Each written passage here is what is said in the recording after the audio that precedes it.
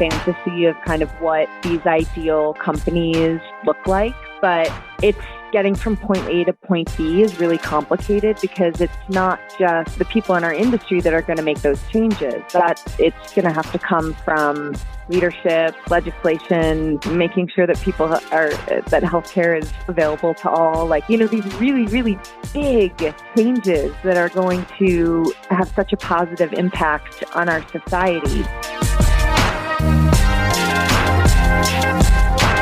Welcome to The Profitable Table, fed by Woolco Foods, the nation's first podcast devoted to the business and lifestyle of the hospitality industry.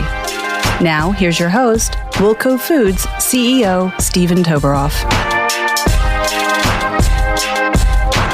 Hello, everyone, and welcome to another episode of The Profitable Table, fed by Woolco Foods. I'm your host, Stephen Toberoff, and today my guest is Caroline Schiff, and I've been so very much looking forward to this interview, Caroline. So thank you for taking the time to come in or on the phone, actually, but to speak with me today.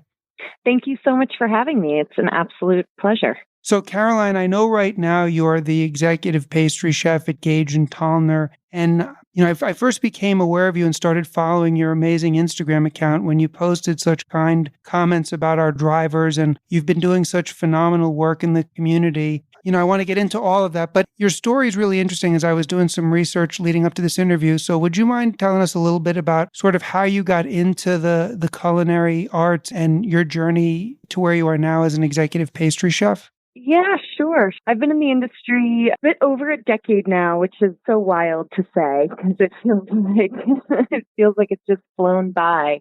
I didn't go to culinary school. I have an academic degree and, but food was really always the thing I loved the most. I loved baking. I loved cooking. It was always, from the time I was a little girl. And I kind of just always had that itch to scratch, I guess. And so after going to university and everything, I really wanted to work in kitchens. And I kind of didn't really know exactly how to get started because I didn't have that culinary school foot in the door thing that a lot of people have. So I got an internship and that kind of just set me off. And that internship was actually with Sohee Kim at the Good Fork back in 2008. And she's now the executive chef and partner at Gage and Tollner. So I've kind of come full circle with her as my, mentor and chef over the years.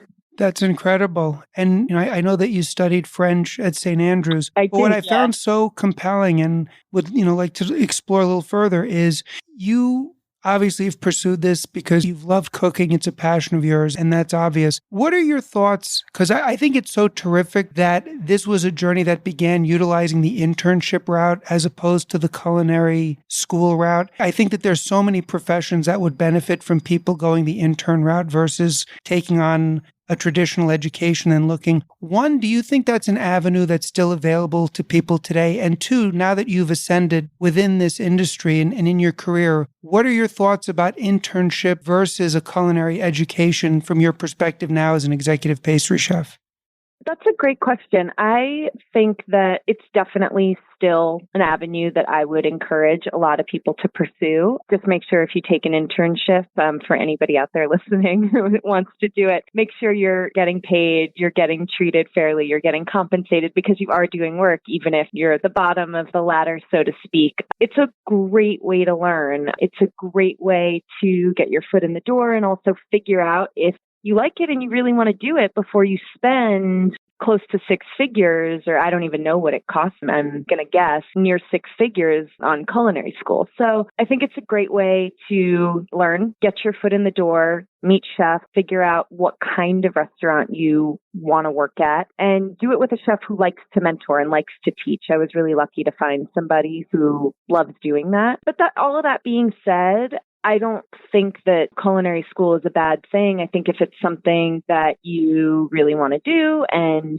you can afford it comfortably, sure, it's great. I know tons of people who went that route and had a wonderful experience, but I think that it's not necessary. No, I agree. And I think especially there's so many dimensions to working in the restaurant industry because it's a job that requires enormous creativity. It requires physical stamina. It requires people skills. It's so multidimensional. And I think if someone has the passion and they're fortunate enough to find the right mentor, I cannot believe that the education you would get in any formal setting is better than studying with someone who is really a terrific chef in whatever aspect of cuisine they are, and you get to learn from working directly with them. Absolutely. And I think that, the other thing to remember is that culinary school is quite brief. You'll do a unit on bread and then move on to the next thing. So you're getting like just a little sense of what each kind of thing is. You don't really get to like really truly dive into something. Whereas if you are somebody who is just like so over the moon about making pasta, you can go and you can work in a restaurant where they make fresh pasta and that's like all you do for a year and you can come out and be just the most phenomenal pasta maker. So it's kind of like, I think you're not really sure, maybe culinary school is a great place to kind of start to explore that if it's something that is an option to you. But the world of food and cooking and restaurants and all of that, it's just so vast. And I don't think that culinary school can really prepare you for it in a super full way, I guess.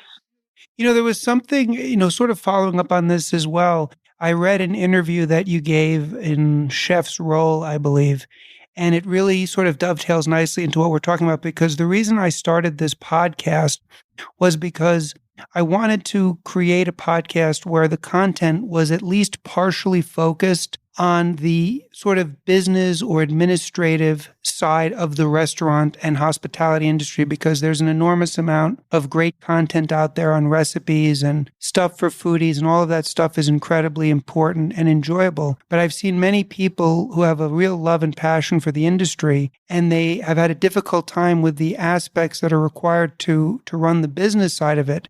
And when I was reading this interview that you gave, when you ascended up the ladder in your career, you had been given the opportunity to take on and spend more time on some of the challenges associated with managing people and aspects of running a restaurant, a pastry division, whatever.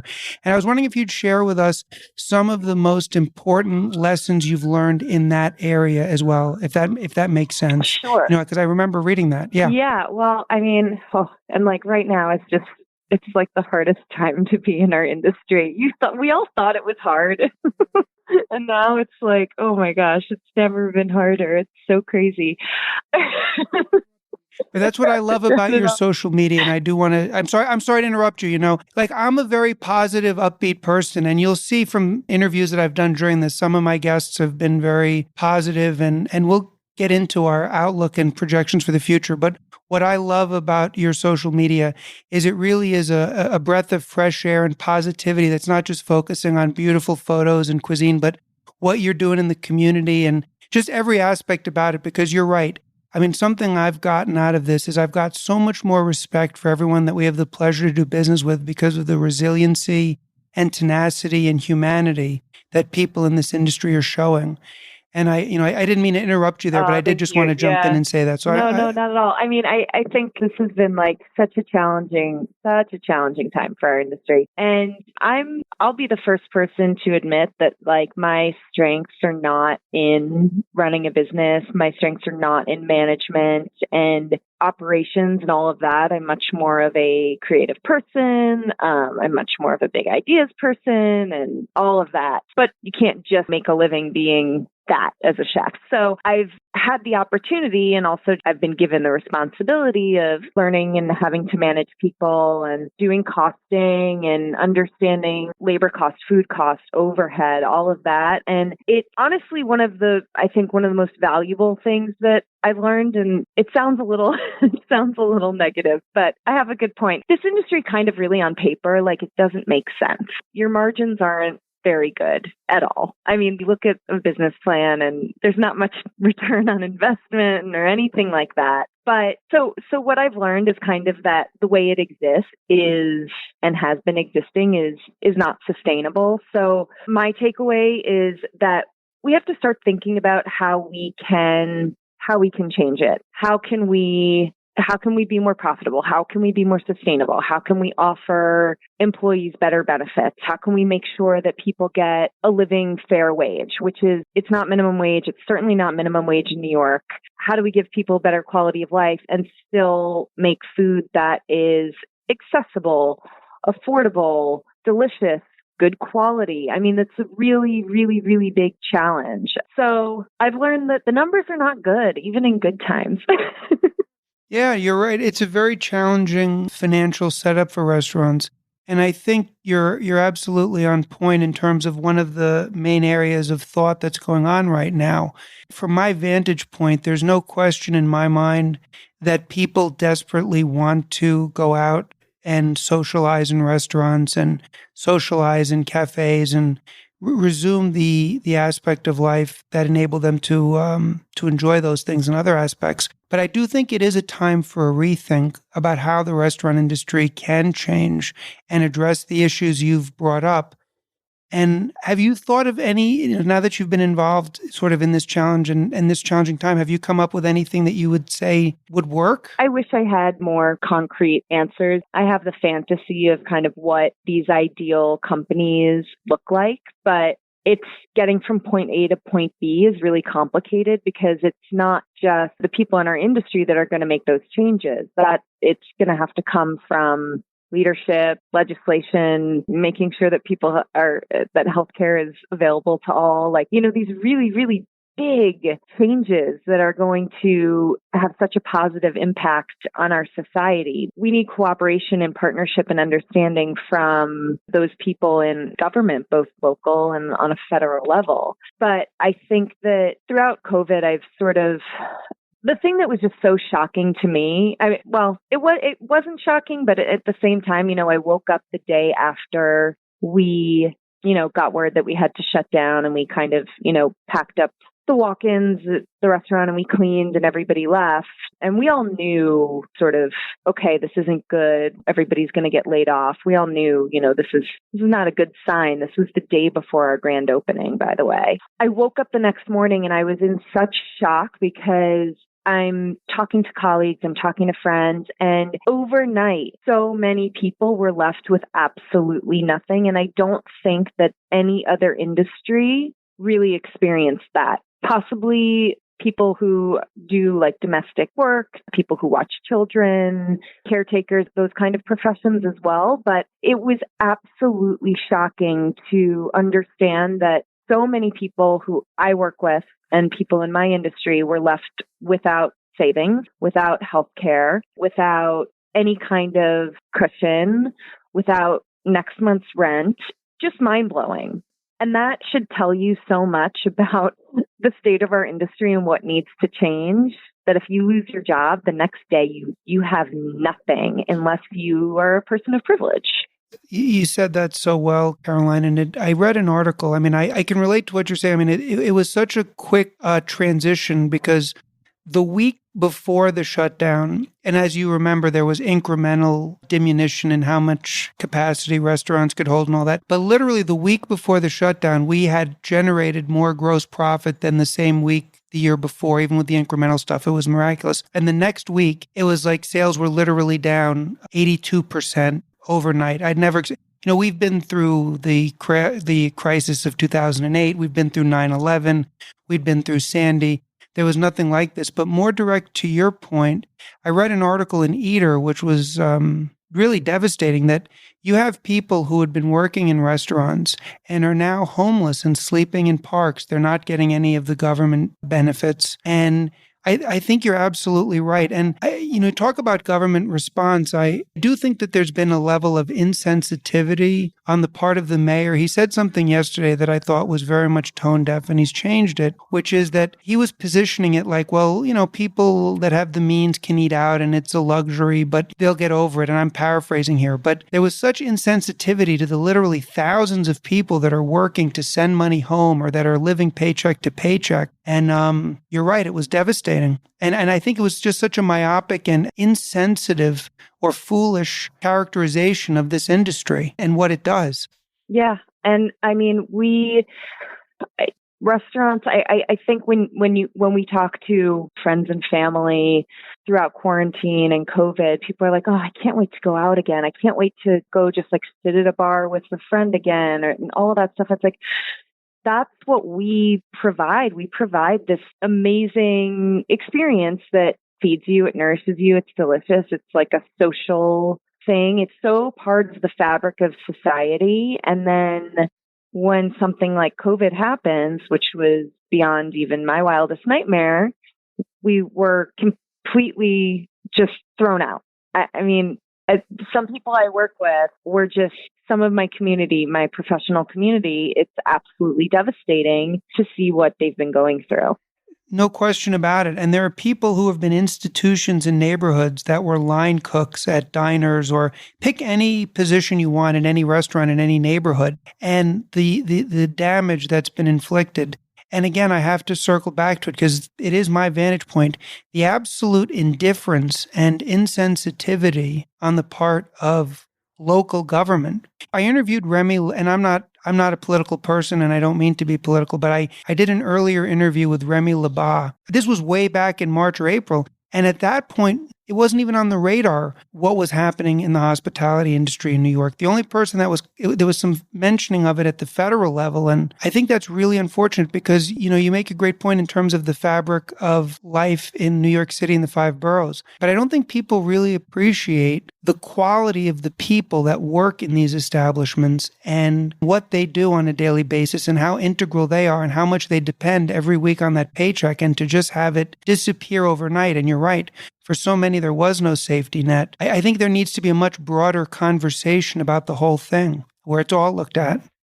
Absolutely. And so, to circle back, it's like, well, in my dream world, there's healthcare for all, and we have things like 401ks are not just for wealthy people. They're for everybody has access to these things. There's more affordable housing. And I'm talking about real affordable housing, not Mayor de Blasio's idea of affordable housing. All of these things, that the restaurant industry, we can't make those changes, and we can't just simply tack $10 onto every dish and say, okay, now we're going to buy healthcare for everybody. Like, that's not how it's going to work. So we need leaders who really understand what a huge employer we are. I mean, we're millions and millions of people. We're the largest employer. Hospitality is the largest employer. And I'm talking about everything from fast food, fast casual, delis to the per se's of the world. We are the absolute largest employer. So you have to give those people benefits, and they kind of have to be universal. It can't be like, oh, this restaurant group offers that and these guys offer that. It's got to come from the top, and it's got to be standard. Sort of in conjunction with that, I had a conversation with somebody that I disagreed with when the government was giving out the $1,200 checks, and this person said, well, it's just going to create a disincentive for people. And I said, you know what? I don't remember there being a whole lot of outcry when the banks and ultra well-capitalized entities in 2008 were literally recapitalized with hundreds of billions of dollars. Let's go back to 2008 for a minute. That money could have easily been given to the hairstylist in Clifton, New Jersey, who speculated on buying 3 condos thinking that he or she was going to flip them, and it didn't work out. Well, that person was forced to face the financial consequences of their decision, but the bank at the top that was facilitating the behavior didn't. And I think if we're ever going to be doing sort of massive government intervention, which we've done in the past to the benefit of certain industries and certain people, now's the time for that rethink. And I almost think it's going to be forced on the city, Caroline, because of what's going on with the rent and the partial payment and the non-payment of it. At some point, that's going to have to be addressed on a macro level. And I'm hoping that when they do, there's something done that acknowledges this, the hospitality sector and other sectors, not just the banking sector. We've bailed them out for years. How about something done that's going to contribute to the economy and contribute to people, but in a different segment of the economy? There's no difference whatsoever other than the aspect of society or the economic segment of society that you're choosing to benefit, you know? I'm hopeful it will come. I mean, I do think that there's a lot of things going on right now in the city that just something as simple as, for the past, let's go back the past 10 years, so many phenomenal restaurants that we did business with that were very busy and had great clientele and all of that, they had to close their doors because they could not afford the rent renewal. I believe this is the first time since 2009 where I believe that tenants and bakeries and restaurants are going to have leverage with landlords, unless the government gets in the way. I certainly hope you're right. Thus far, it's hard to say. I'm not a business owner, so I'm not a partner, so I'm not privy to, I'm not in that world, but from chefs in my community, it's a wide range. I talked to some who say their landlord has been very kind and they've been able to work out a deal and they're working through it and it's going to be okay. And then others where the landlord is just like, nope, if you don't pay, that's it. I'm hoping you're right. I'm hoping that the city steps in because we need these small businesses, not just because I think small business is wonderful and gives the city life and charm and character and all of these wonderful things, which is the reason why we love to live here. But we're talking about hundreds of thousands of jobs. And these places will sit vacant and just, it's a waste. It's such a waste. So I'm hoping you're right, but I think the next few months are gonna really tell. Yeah, I hope I am too. I could be wrong on this. '08 was really just sort of a financial reset. This is something different, and I think you're absolutely right. I think these next few months are going to be critical. I think one thing I'm seeing from my vantage point, thank God, is that a lot of restaurants, as I said earlier, they're showing resiliency. I think that there are certain things that have occurred which are beneficial to the restaurant hospitality community that absolutely need to go on in perpetuity. One is the outside dining. That needs to continue even when things are back to normal because it's going to create an opportunity. And that, when I say that, I mean, you can't charge the people a usurious rent for putting stuff outside or try to fleece them with higher taxes. The other thing that I'm hearing from our customers is that the alcoholic beverages to go has been very helpful in generating revenue. Well, that's really saved a lot of businesses. I mean, I've spoken to bar owners and just small restaurants and stuff like that. That to-go alcohol has really, really saved their business. And I hope that Governor Cuomo allows it to continue. I do. Well, so do I. And I had an interview earlier with a restaurant attorney, Jasmine Moy, and she articulated it quite nicely. There's a level of cruelty in the way that it just gets renewed every month and everyone's biting their nails to see if it'll extend it. It's obviously working. It's obviously something that the establishments want. Why can't they today renew it for 2 or 3 years? So at least that aspect of uncertainty is removed. Because it's not just the challenges. It's the challenges are coming at this industry in a way that's so unpredictable and so nerve-wracking that I think some of that can be addressed. And I don't know why it isn't, but I'm hoping the pendulum will swing back in the favor, or at least in the favor of equity and justice, Yeah. I mean, the uncertainty, I think, is really the hardest thing right now. And I think that New York is doing really pretty great. Obviously, it's summer, it's lovely, so people can enjoy this outdoor dining, but we have incredibly low rates of the virus right now. And so we're moving into fall and things feel like, maybe we're going to go back to normal, as we were talking a little bit before we started recording, or school's going to reopen, are they not? And I think for a lot of small businesses, restaurants, bars, cafes, we want to get back to work, but the idea of reopening, rehiring, investing in that, doing indoor dining, and then if things get bad again, having to do another shutdown, businesses that right now are going to survive, if they have to go through that, they won't. And that is also very, very scary, that level of uncertainty that I think we're kind of looking at for the fall. That's really very scary. Yeah. It is. It's a very challenging situation, and it's one that requires a steady hand of leadership, and unfortunately, I don't think we have that. Let me ask you this, though, to just sort of shift gears a little bit. Major changes, and this is certainly that, have always led to some sort of new trends or new dynamics in this industry. So I remember back in '08, the trend that was most prominent when the economy slowly started to recover was you had a lot of restaurants opening in a lot of different areas with a focus on quality food first in low-key locations. Because prior to that, one aspect of New York dining, and I guess it always has been and it will be in the future, is having these amazing spaces with this amazing ambiance and the whole experience. And almost the quality of the food or the experience was second or third down the list of why you'd go there. That changed a lot for the new openings in '08 and '09. I'm wondering if you have any thoughts in terms of trends that you might see emerging in the short or longer term as a result of what we've been going through for the past several months. That's a great question. I don't know if I've thought too much about that. I kind of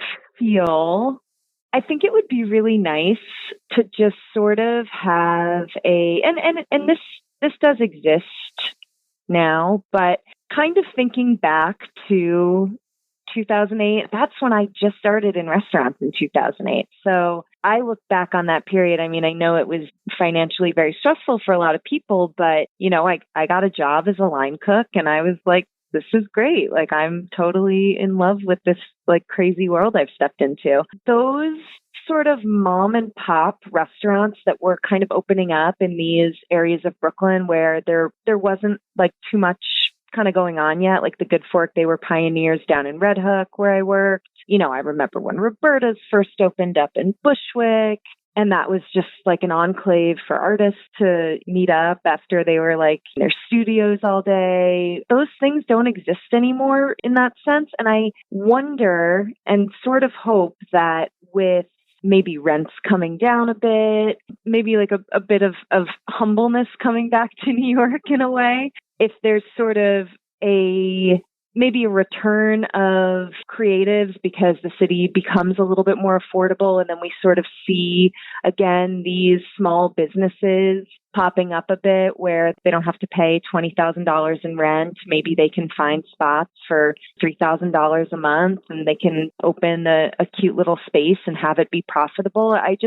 I remember how dreamy that felt in 2008.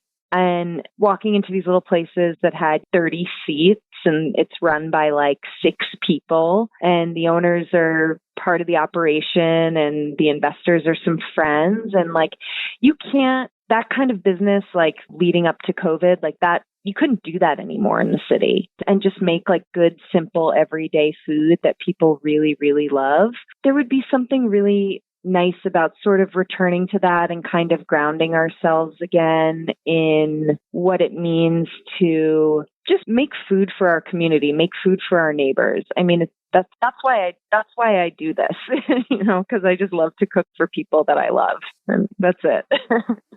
I think that there was even something going on in New York that was in alignment with what you were saying. It's like, I grew up in New York in the 70s and the 80s. Obviously, it was a different city. You had obviously more crime and it was grittier, but there was that community. What I feel has happened in New York over the past, let's call it 10 years, is obviously the quality of life and cleanliness and all of the good things. That's great. But you have a lot of people that only live in New York a few months a year. You've had massive proliferation of chains, be they banks, be they drugstores. The city lost a lot of what made it a great walking city. You could walk 20 blocks and you'd be in a totally different community. Or within your own community, there would be 5, 10, or 15 independent, businesses, be they restaurants, bakeries, shoe store, whatever it was. And we lost that. And I think that for the first time in a long time, there's at least a chance that that can come back. Well, of course, when it does come back, it's going to attract everybody again to come back to New York. But I hope that type of reset can occur because you're absolutely right. There was a lack of, I don't want to be too dramatic, but it was just a very different city. Let's leave it like that. Whatever the challenges were, you definitely felt different in New York, walking around the 70s and the 80s and seeing people you knew and going into businesses where you knew and versus what we have now.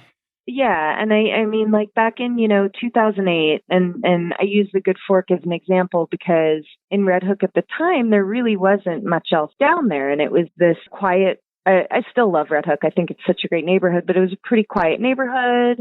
There were artists, there were some warehouses, there were people that had lived there their entire lives. Really just like this, little kind of like, Brooklyn neighborhood that was like a little difficult to get to. And at the Good Fork every night, I mean, I would say half of the clientele were people that we knew. It was the neighbors, it was the community. And so there was an incredible sense of just togetherness.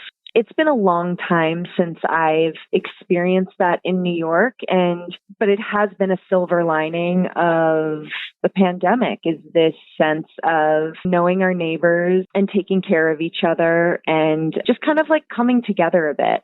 Absolutely. I mean, I remember I moved back from Chicago to New York in 1992. Before we moved to Jersey City, we were in the meatpacking district, and I lived on Horatio Street.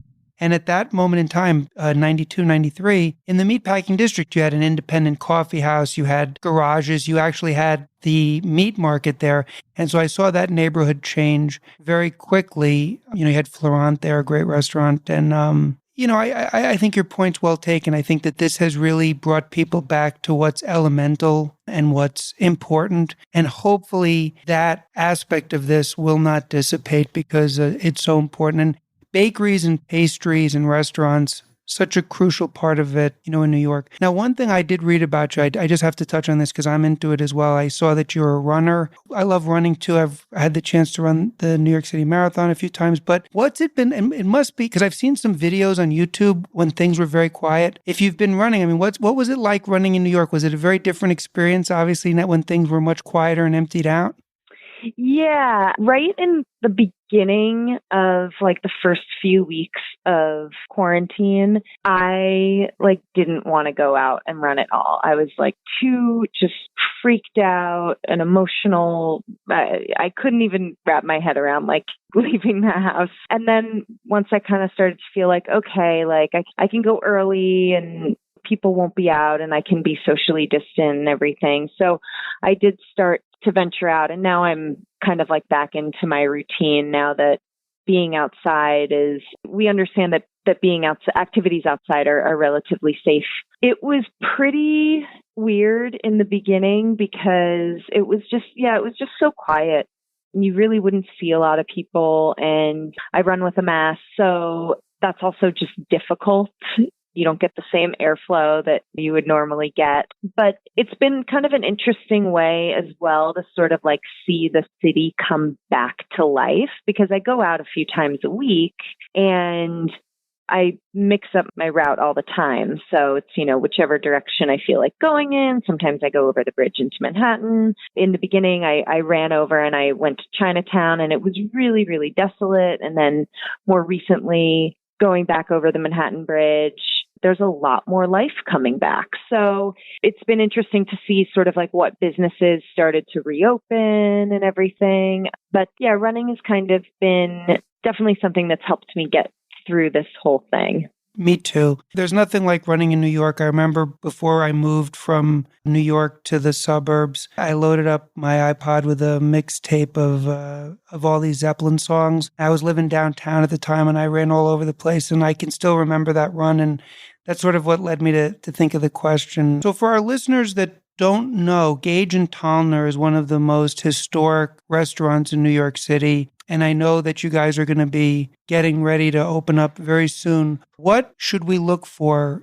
special on the pastry side, or anything that you'd want to mention about the reopening? I'm very excited about this. And I know that the city itself is excited. I mean, again, for people that listen that are from New York, they know. But Gage and Tolner is literally a part of New York City history. And it's such an amazing thing that you're, Yeah. I mean, the restaurant itself is landmarked. It's a landmarked interior. New York is a get. What aspect of the menu or any part you want to talk about are you really sort of excited to unveil, if you could share that with us? Oh my gosh, I'm so the menu, specifically speaking about the dessert menu, is like the menu of my dreams. I'm so excited for whenever we're allowed to open. It's the menu of my dreams. I don't know if I can pick a favorite because I think about each dessert and like my whole heart is in it. But there's some really, really fun stuff on the menu. There's a baked Alaska for two. So we do all the ice creams in-house. That's 3 so layers of... If there was any dessert that I would associate with Gage and Tolner, it would be baked Alaska. Classic. That goes, no, seriously, that's so cool. Well, and it's funny, like we did so much research on the menus, sweet and savory. I mean, Brooklyn Historical Society has like every single menu that they ever had. So, and we went, Edna Lewis was the chef there for a period, and I have all of her books. I mean, she's always been a hero of mine. So, we did a ton of research, but from day one, I knew Ben and Sohee and Sinjin were hoping to, take on this project and restore and reopen Gage and Tolner. And from that very first meeting I had with Sohee, she was like, well, what do you think about, the dessert menu? What comes to mind? And I was like, I don't know why, but baked Alaska. It was like the first thing we talked about. So it's really special. It's, 3 flavors of ice cream made in-house, and those get layered, and then it gets covered in Swiss meringue and blowtorched right before it leaves the kitchen. It's so much fun. But I mean, the whole menu is just like, it's my dream. There's a chocolate souffle, there's cheesecake, there's a babo rum, which we light on fire at the table. It's just a blast. So we're really, really excited. I'm so looking forward to that. And I know all of New York is. And, I just want to say, Caroline, thank you for being so generous with your time. And, we deal with a lot of different restaurants here, and I've been in this business for a while. And I just want to say, I really believe that you're everything that's right about this industry. And for people that aspire to be in this industry, be it as a pastry chef or anything, I would insist that you go to Caroline's social media. Check out her Instagram. It's Pastry Schiff, Schiff. Obviously, to learn more about Gage and Tolner, you can go to gageandtolner.com. But I so enjoyed this conversation, Caroline. I really appreciate everything that you've done. You lead with kindness. That's my take from you, and I try to do the same. And I'm just really glad that we had this opportunity to have this conversation. I've enjoyed it immensely. Thank you so, so much. This was such an honor, a pleasure. And thank you so much for all you do for our industry. I mean, I know that your workers have been throughout COVID, going to work every day, keeping supplies moving so that chefs can continue to cook for essential workers, for their teams. And I think that we don't always remember like how the food got to the table, and your company and the people who work for you are one of the reasons why we've all been able to get through this. So we're really, really grateful. Thank you, Caroline. I'm going to pass that on. I look forward to Gage and Tolner and following you on Instagram. And again, thank you again for this interview. Thank you so much. That was Caroline Schiff, the executive pastry chef at Gage and Tolner, and one of my absolute favorite people in this industry. If there's ever someone who can be a global ambassador for the hospitality industry in New York, I think it should be Caroline. I'm nominating her, and it was a great interview. A lot to learn from that interview as well. Caroline's built an unbelievable career and an amazing personal brand by following her passion and backing it up with hard work and just such respect for her. The book I want to recommend for this week is a collection of stories by the author Ann Beattie, and the collection is called Secrets and Surprises. I'm recommending it because we were discussing in the podcast interview about humanity and authenticity and a greater appreciation of things, and I think all of those themes are really well explored in this collection of very enjoyable and memorable stories, and I think you'll enjoy the collection as well. For those of you that have been emailing me and DMing me, I thank you. I read everyone's email and DMs, and I look forward to your questions, your comments, your opinions. So please email me at steven@woolcofoods.com, or you can DM me at woolcofoods on Instagram. And really appreciate those of you that take the time to do that and all of you that are listening. If you enjoy the podcast, please recommend it to a friend that would be interested, and please subscribe. And I hope that each and every one of you have an awesome, awesome day and just a wonderful rest of your week. Thank you for listening to The Profitable Table, fed by Woolco Foods. Please be sure to rate and review the show on Apple Podcasts or your favorite podcast app. And to learn more about Woolco Foods or Stephen Toberoff, please visit us at woolcofoods.net.